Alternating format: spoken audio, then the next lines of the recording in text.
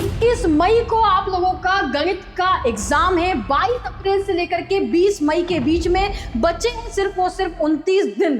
क्या होनी चाहिए आपकी रणनीति, इस वीडियो में करेंगे डिस्कस। एमपी बोर्ड ने आपको दिया है दूसरा मौका, तो क्या होनी चाहिए आपकी रणनीति जिससे कि आप 80 में से 80 नंबर स्कोर कर सकें। इन बचे हुए 29 दिनों को किस तरीके से डिवाइड करें कि जो गलती पहले हुई थी अब वो दोबारा ना हो। यही वो दूसरा मौका है दोस्तों आपके पास, जब आपको मेहनत इतनी खामोशी से करना है कि आपकी सफलता शोर मचा दे। हेलो स्टूडेंट्स, मैं परिधि अग्रवाल स्वागत करती हूं सभी मध्य प्रदेश बोर्ड के बच्चों का हमारे अरिविहान के इस यूट्यूब प्लेटफॉर्म पर। तो बच्चों, जैसा कि आपको पता है, मध्य प्रदेश बोर्ड ने कक्षा 12वीं का रिजल्ट जारी कर दिया है और उसमें कुछ बच्चों के बहुत ही बढ़िया परसेंटेज बने हैं, लेकिन कुछ बच्चे ऐसे भी हैं जिनका रिजल्ट उतना अच्छा नहीं आया और वो चाहते हैं क्या करना, सेकंड बोर्ड एग्जाम की तैयारी करना। जी हाँ दोस्तों, जैसे कि जिंदगी जो है कई बार हमको दूसरा मौका देती है, वैसे ही मध्य प्रदेश बोर्ड ने आपको दूसरा मौका दिया है।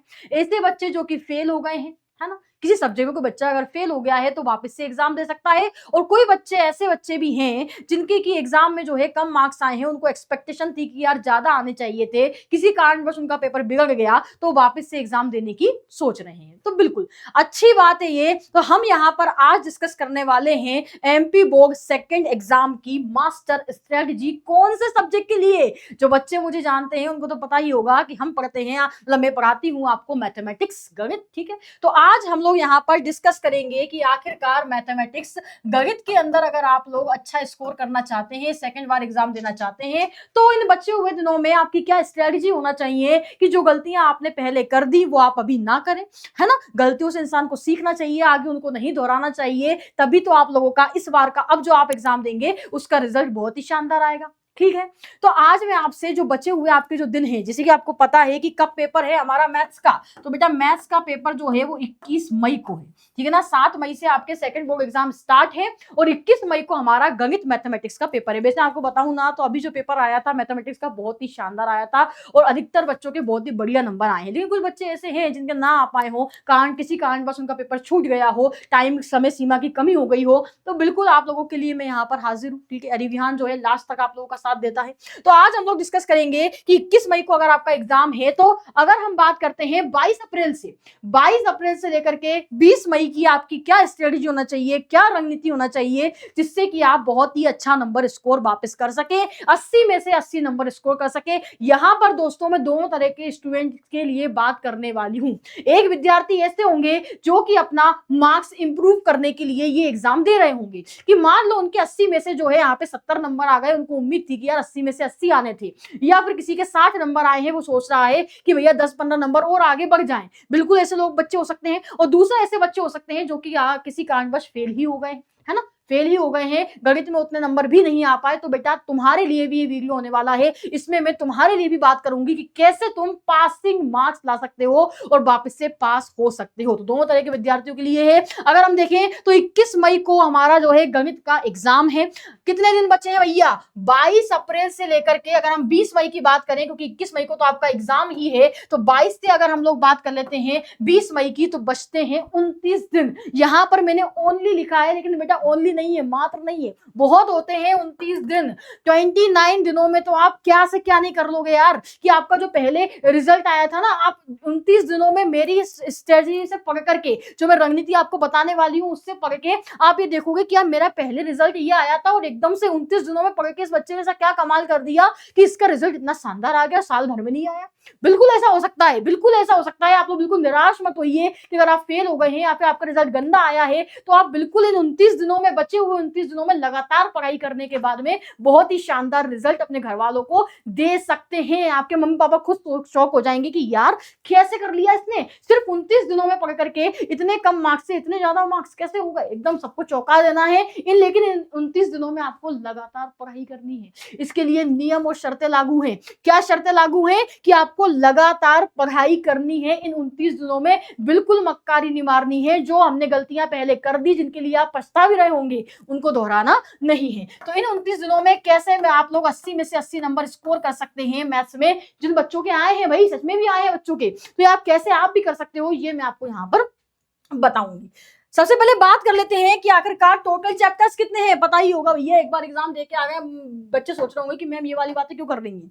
कुछ बच्चे फेल भी हो गए होंगे, उनको पता सच में पता नहीं होता कितने चैप्टर हैं कुछ। तो अगर मैं बात करूं बेटा तो 13 अध्याय हैं, और 13 अध्यायों में से अगर हम बात करें तो हर एक अध्याय अपने आप में कितने मार्क्स रखता है आपको पता होना चाहिए। क्यों?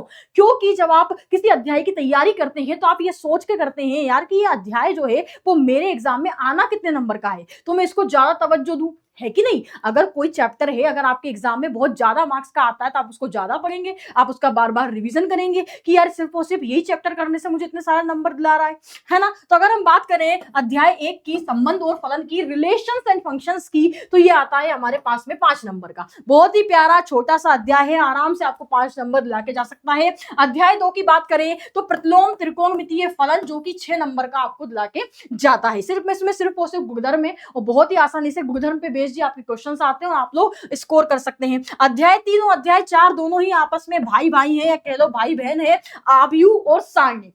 ठीक है, 6 नंबर के चैप्टर हैं, वो यकीन मानिए बहुत ही आसान चैप्टर हैं, आराम से आपको 12 नंबर एग्जाम में दिला के जाएंगे दोनों। ठीक है, अगर हम बात करें यहाँ पर तो ये 5 चैप्टर मिला करके हमारी एक यूनिट बनाते हैं, हमारी एक इकाई बनाते हैं, जो कि क्या है भैया, कलन, जिसको हम बोलते हैं क्या, अंग्रेजी में कैलकुलस बोलते हैं। ठीक है, अगर आप देखेंगे तो सांतत्व और अवकल नियता 8 नंबर का आता है, अवकलज के अनुप्रयोग पूछा जाता है 6 नंबर का, समाकलन आता है 12 नंबर का, हाईएस्ट स्कोरिंग चैप्टर है 12 नंबर का समाकलन। लेकिन बहुत सारे बच्चों को समाकलन में आती है दिक्कतें। लेकिन बेटा एक बात ध्यान रखना कि समाकलन वाले चैप्टर में से 7 या 8 नंबर लाना बहुत आसान है। क्यों? क्योंकि 7 से 8 नंबर की आपकी सही जोड़ियां ही इस वाले चैप्टर से पूछी जाती हैं। तो जिनको क्वेश्चन करने में दिक्कत आता है वो कम से कम क्या कर ले, वो कम से कम मैच ऑफ द कॉलम कर ले।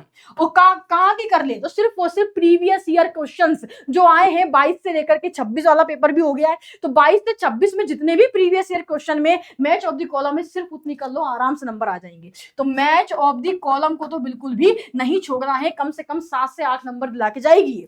समाकलन का अनुप्रयोग 3 नंबर का, और आपका समीकरण आता है 6 नंबर का। ये पूरे के पूरे 5 चैप्टर मिला करके आपकी पूरी एक यूनिट बनती है। ठीक है, तो ये तो आपको करना ही है। आगे अगर हम देखें तो चैप्टर नंबर 10 और चैप्टर नंबर 11 ये दोनों अगेन आपस में भाई भाई समझ लीजिए आप कि सदिश बीजगणित तो त्रिविमीय ज्यामिति 7-7 नंबर के आते हैं, 14 नंबर आपको दिला के जाएंगे। अगर बात करूं सदिश बीजगणित तो बहुत ही छोटे छोटे क्वेश्चन आते हैं, 2 नंबर के, 2 नंबर के 2 क्वेश्चन आते हैं, और बाकी ऑब्जेक्टिव आते हैं। तो ये वाला चैप्टर भी बहुत प्यारा है।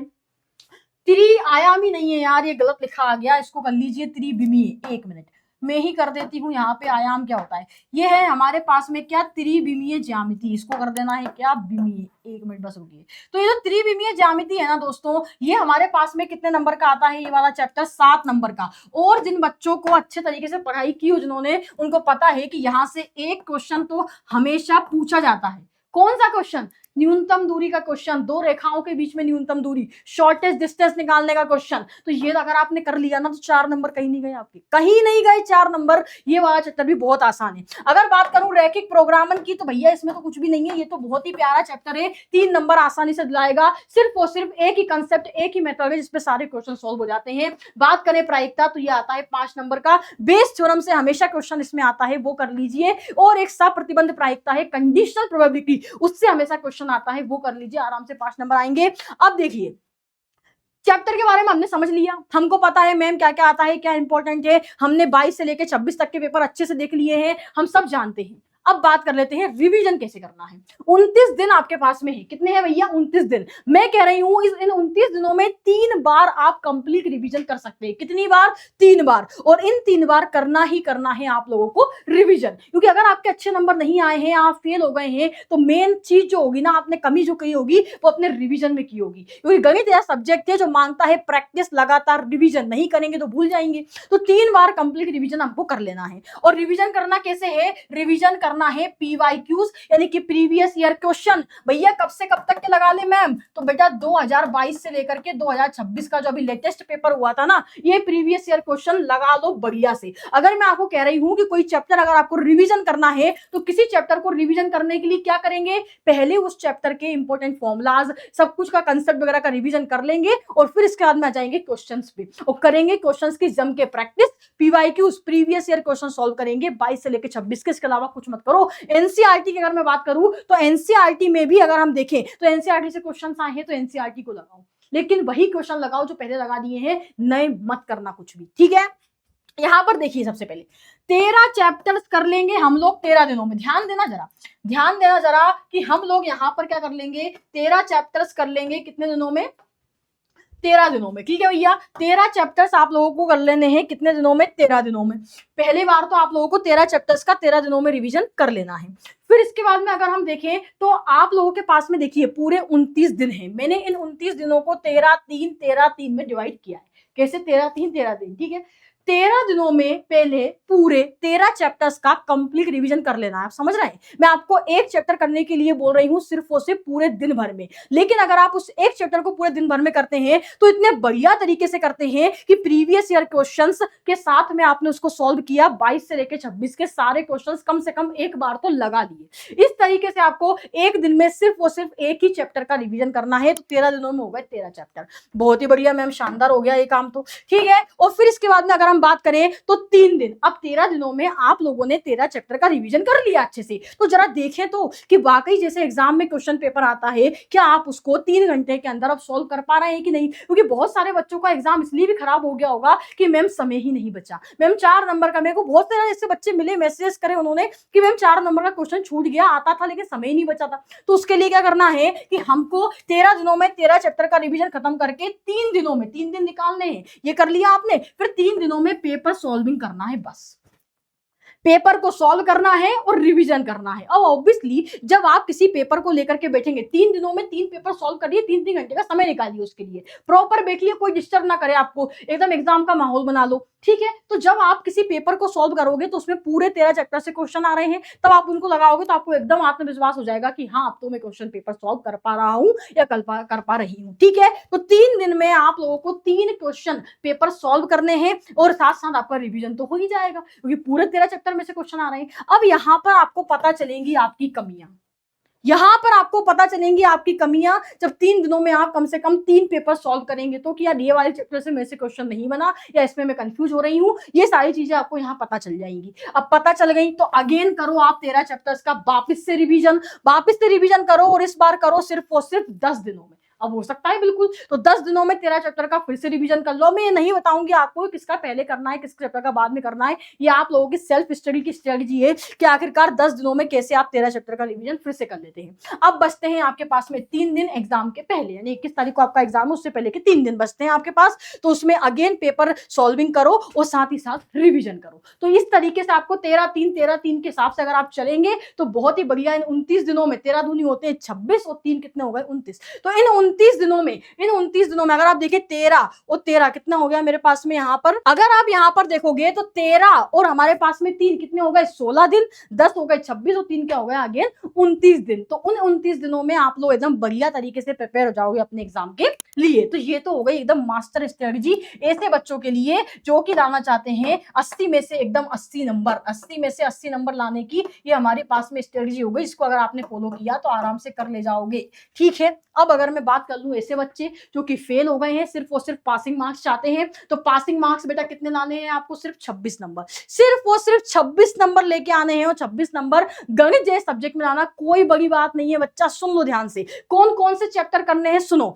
चैप्टर नंबर 3 करना है तुमको और चैप्टर नंबर 4। ध्यान देना, ऐसे चैप्टर मैंने यहाँ पे लिखे हैं जो बहुत ही ईजी है, आराम से नंबर दिला के जाएंगे। चैप्टर नंबर 3 आव्यू, चैप्टर नंबर 4 सारणिक कर लो, दोनों 6-6 नंबर के आते हैं, 12 नंबर दिला के जाएंगे। बहुत ही छोटे से फॉर्मूले हैं। और करना क्या है इनमें तुमको अगेन सिर्फ और सिर्फ ध्यान देना भैया, जिन बच्चों को सिर्फ पास होना है उनको क्या करना है, प्रीवियस ईयर के क्वेश्चंस करना है इन सभी चैप्टर्स के, ठीक है। अगर बात करूं चैप्टर नंबर 8 समाकलनों के अनुप्रयोग, तो वो आप करो, 3 नंबर आराम से दिला के जाएगा, सिर्फ एक फॉर्मूला लगता है उसमें। चैप्टर नंबर 10 और चैप्टर नंबर 11 सदिश बीजगणित और त्रिविमीय ज्यामिति, ये दोनों भी बहुत ही प्यारे छोटे छोटे चैप्टर हैं। यहां से न्यूनतम दूरी का क्वेश्चन कर लो और यहां से आपके 2 नंबर के जो क्वेश्चन आते हैं वो कर लो, ठीक है। इसके बाद में चैप्टर नंबर 12 जो कि 3 नंबर का आता है, कौन सा, रैखिक प्रोग्रामन। ये भी हमारे पास में बहुत छोटा चैप्टर है, एक ही कंसेप्ट है, एक ही मेथड है, आराम से 3 नंबर ये आपको दिला के जाएगा। समझे बात को। तो जिन बच्चों को सिर्फ पासिंग मार्क्स लेके आने हैं 26 नंबर, ध्यान दीजिए 26 नंबर के लिए आपको लड़ाई करनी है। यहाँ तो मैंने आपको जो लिखा है ना इस चैप्टर के हिसाब से, तो आपके यहाँ से तो 32 नंबर आ रहे हैं। ये पूरा जो लिखा है ना मैंने, ये 32 मार्क्स का है आपके लिए। तो अगर आपने इतना करके गए तो 26 नंबर तो आराम से आ जाएंगे। फेल जो होने वाले बच्चे एकदम पास होकर निकल जाएंगे। ये 32 नंबर की बात करी है मैंने सिर्फ। और अगर थोड़ा सा और मेहनत करना चाहते हो तो एक चीज और कर लो जो कि हमेशा आती है, क्या कि हमारे पास में जो चैप्टर नंबर 7 है ना, जो चैप्टर नंबर 7 है उसकी सिर्फ और सिर्फ जो अभी मैंने बच्चों को बताया मैच ऑफ द कॉलम कर लो। और वो कब करोगे आप? सिर्फ और सिर्फ प्रीवियस ईयर क्वेश्चन की।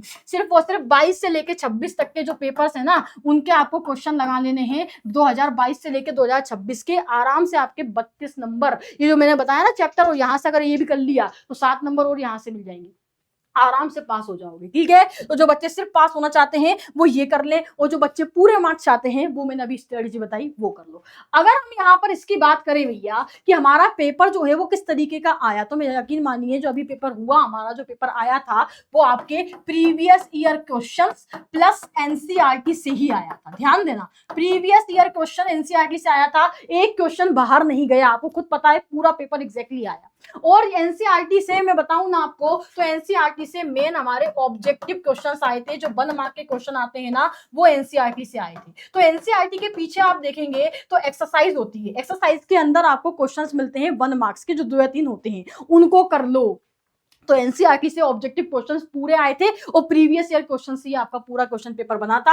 आप देख भी सकते हैं ये सभी क्वेश्चन कहीं ना कहीं आपको प्रीवियस ईयर में मिल जाएंगे। जो मैंने बात करा आव्यूह और सारणिक, तो उससे इस तरीके के क्वेश्चन आते हैं, ये जरूर लगा लीजिए। ठीक है, अगर बात करा मैंने यहाँ पे त्रिविमीय ज्यामिति, तो देखिए ये न्यूनतम दूरी का ही क्वेश्चन है जो कि हमारे इस साल भी पूछा गया था। यहाँ पे देखिए समाकलनों के अनुप्रयोग से वृत्त और दीर्घवृत्त को लेकर के ही क्वेश्चन आते हैं, ये दोनों आए थे इस बार भी। और अगर बात करें रैखिक प्रोग्रामन समस्या की, तो रैखिक प्रोग्रामन से हमारे पास में इस तरीके के सेम पैटर्न के क्वेश्चन पूछे जाते हैं। अगर आपको मेथड पता है तो हर एक क्वेश्चन आपसे बन जाएगा। इसीलिए मैं कह रही हूं कि कोई बड़ी बात नहीं है, आपका पास होना है, आपका मार्क्स को इंप्रूव करना अगर आप करना चाहते हैं तो बिल्कुल कर सकते हैं। लेकिन करना क्या है, स्ट्रेटजी को फॉलो करना है। ऐसे बच्चे जो फेल हो गए हैं, पास होना चाहते हैं, उनके लिए मैंने आपको बता दिया कौन कौन से चैप्टर्स हैं जो बहुत ईजी है, आप कर सकते हो। बस करना ये है प्रीवियस ईयर क्वेश्चन और एनसीईआरटी पे ध्यान देना है बस, और कुछ भी नया नहीं पढ़ना है। कुछ भी नई बुक ला करके नया करके कुछ नया मत करना भाई। जो मैंने बताया बस इतना कर लो, आराम से पास हो जाओगे, आराम से नंबर बहुत अच्छे हो जाएंगे। Best of luck for your exam. ठीक है भाई, ठीक है, तो प्यारी सी स्माइल बना देते हैं। अब सभी बच्चे जो है एकदम तैयार हो गए हैं कि यस मैम अब तो एकदम फोड़ के ही आना है ना, फोड़ के ही आना है एकदम। सभी बच्चों को जो है यहाँ पर सेकंड बोर्ड एग्जाम का मौका मिला है तो उसको गवाइए मत। 29 दिन है आपके पास में, इसमें लग के मेहनत कीजिए, लगातार मेहनत कीजिए और एक भी दिन रुकना नहीं है, ताकि सभी लोग जब आपका रिजल्ट आए तो एकदम चौंक जाएं देख करके कि यार इसके तो इतने कम नंबर आए थे, 29 दिनों में ऐसा क्या कर लिया, कितने नंबर आ गए। और ये बिल्कुल आप लोग कर सकते हैं। तो सभी को अपने एग्जाम के लिए बेस्ट ऑफ लक।